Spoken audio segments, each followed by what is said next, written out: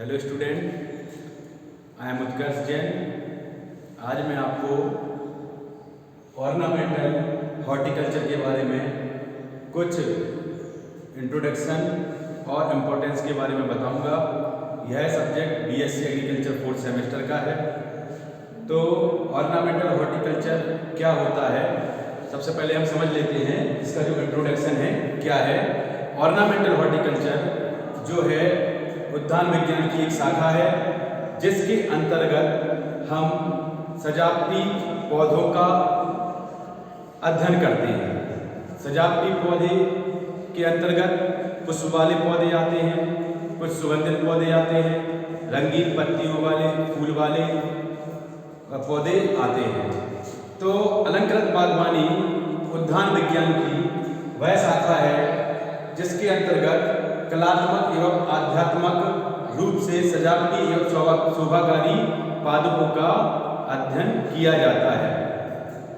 इसमें सजावट एवं सौंदर्य के बाहर उद्यानों में, भवनों में, गमलों में, सरकारी ऑफिसों में, कॉलेजों में आदि में सजावट के रूप में जिन पौधों का उपयोग हम करते हैं वह सजावटी पौधे या इसको अलंकृत बागवानी भी हम कहते हैं। हमारे देश में अलंकृत पौधे जो हैं उनका कई प्राचीन कालों से जो है उत्पादन व उनको उगाया जा रहा है। गीता, रामायण, महाभारत, अर्थवेद आदि कई वेदों में, ग्रंथों में अलंकृत पौधों की पढ़ने के लिए मिलता है, जानने के लिए मिलता है। तो हमारे पूर्वज में सौंदर्य की जो चेतना थी वह अधिक थी। वे पेड़ पौधे को विभिन्न प्रकार की वनस्पतियों से अत्यधिक प्रेम करते थे। हिंदू धार्मिकता में कई पेड़ पौधे ऐसे हैं जो काफ़ी उत्तम माने जाते हैं। हिंदू ही नहीं अपितु मुगल काल में भी बगीचों का अलंकृत बागवानी पर काफ़ी जोर दिया गया। प्रमुख स्थानों पर बगीचे के रूप में इनको लगाया गया। अब इसके आगे हम इसके कुछ महत्व के बारे में पढ़ते हैं, जैसे इम्पोर्टेंस इसका क्या क्या है। तो इम्पोर्टेंस को कई भागों में डिवाइड किया गया है, जैसे फॉर डेकोरेशन सजावट के लिए, for recreation source of income आय का स्रोत, स्पिरिचुअल एंड रिलीजियस इम्पोर्टेंस पारंपरिक और धार्मिक रूप से भी हम सजावटी पुष्पों का उपयोग करते हैं। इसके बाद है मेडिसिनल इम्पोर्टेंस औषधीय रूप में, फॉर कंट्रोलिंग सॉइल इरोजन मृदा क्षरण को रोकने के लिए भी हम इन पौधों को लगाते हैं। इसके बाद है इंडस्ट्रियल इम्पोर्टेंस औद्योगिक रूप से, और लास्ट है आपका फॉर फ्लावर एग्जीबिशन, मतलब पुष्प जो प्रदर्शनियां होती हैं उसमें भी इनका उपयोग किया जाता है। तो सबसे पहले हम फॉर डेकोरेशन सजावट के रूप में, तो हमारे घरों में, घर के बाहर जो खाली पड़े हुए लॉन रहते हैं, खाली स्थान रहते हैं, उनको सजाने के लिए जो बरामदे वगैरह रहते हैं, बालकनियाँ रहती हैं, तो उधर की सजावट के लिए, घरों की सजावट के लिए हम मुख्य रूप से सजावटी पौधों का ही उपयोग करते हैं। जिस प्रकार से देश के लिए गरीबी एवं रोगों को दूर करने में संपन्न स्वस्थ नागरिक आवश्यक है, उसी तरह से देश के बड़े नगरों में, शहरों को प्रदूषण से बचाने के लिए एवं उनके सौंदर्यीकरण के लिए सजावटी पुष्पों का उपयोग भी मुख्य रूप से किया जाता है।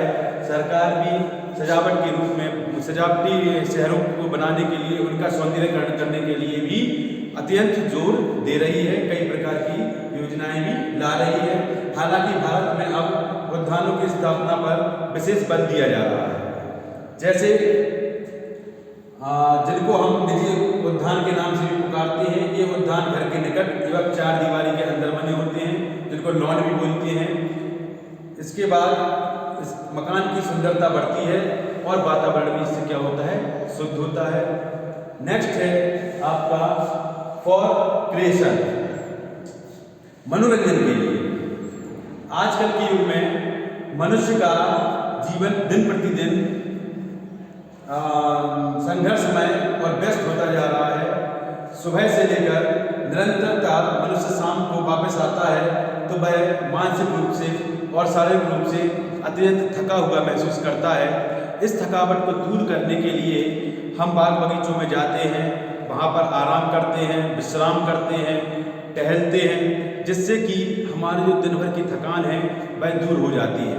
बाग बगीचों में अत्यंत शोभाकारी पेड़ पौधे लगे होते हैं, फूल लगे होते हैं, कई प्रकार के बनावटी सजावटी व अलग अलग आकार के, अलग अलग रंगों के, अलग अलग तरीके से पेड़ पौधे लगे होते हैं, जिनको देख करके हमारा मन विभोर हो जाता है। इसके बाद हम आते हैं सोर्स ऑफ इनकम। तो जो सजावटी पौधे हैं, सजावटी पौधे को उगाने का मुख्य उद्देश्य भी सोर्स ऑफ इनकम है। सोर्स ऑफ इनकम किस लिए? जिस प्रकार हम अलंकृत बागवानी से जो है आधुनिक युग से कमाई का जरिया है। इससे हम क्या करते हैं, फूलों को, गुलदस्तों को, मालाओं को, कंगन आदि के रूप में भी बनाकर बेचते हैं। कुछ पौधे जो होते हैं गमलों में भी लगाकर उसकी क्या करते हैं, मार्केट में बेचते हैं, जिससे कि हमको जो सजावटी पौधे हैं उससे भी क्या होता है, एक सोर्स ऑफ इनकम मिलता है। इसके बाद है स्पिरिचुअल एंड रिलीजियस इनकम, मतलब आध्यात्मिक और धार्मिक का भी विशेष महत्व है क्या में, ऑर्नामेंटल हॉर्टिकल्चर में। हिंदू धर्म में अधिकांश फूल वाले पौधों का आध्यात्मिक एवं धार्मिक महत्व बहुत अधिक है। जैसे कि हम पीपल के पेड़ों का, बरगद के पेड़ों का जो भी उगाते हैं और उनका संरक्षण करते हैं, वह मुख्य रूप से धार्मिक रूप से किया जाता है।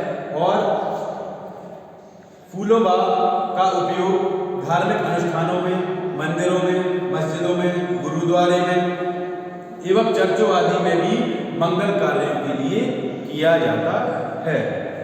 इसके बाद हम आते हैं नेक्स्ट, मेडिसिनल इम्पोर्टेंस। औषधीय रूप से भी सजावटी पौधों का उपयोग किया जाता है। कई प्रकार की जड़ी बूटियों का उपयोग भी सजावटी पौधे के रूप में किया जाता है। कई प्रकार की औषधियाँ बनाई जाती हैं, कई प्रकार की सुगंधित औषधियों से उनका एसेंस बनाया जाता है। जैसे कई प्रकार के ऑर्नामेंटल प्लांट जैसे घृत कुमारी है, सफ़ेद मूसली है, सतावर है, धतूरा है, और इसके बाद अश्वगंधा है, ईसबगोल है, नागफनी आदि का उपयोग मुख्य रूप से हम सजावटी पौधे के रूप में, औषधीय रूप में करते हैं। इससे कई प्रकार की आयुर्वेदिक औषधियाँ भी बनाई जाती हैं, जिससे कि मनुष्य को होने वाली विभिन्न प्रकार की बीमारियों से बचाया जा सकता है। नेक्स्ट हम आते हैं for controlling soil erosion. Soil erosion माने क्या होता है, मृदा क्षरण। क्या होता है, मृदा क्षरण। मृदा क्षरण क्या होता है, मृदा क्षरण मिट्टी का कटाव, जिसको मिट्टी का कटाव या मृदा अपरदन भी कहते हैं। क्या होता है कि जो हम शोभाकारी पौधे के रूप में कई प्रकार की घास लगाते हैं, तो घास का जो काम होता है, ग्रास का जो काम होता है, वो होता है मिट्टी को पकड़ने का, जकड़ने का। घास अपनी जड़ों को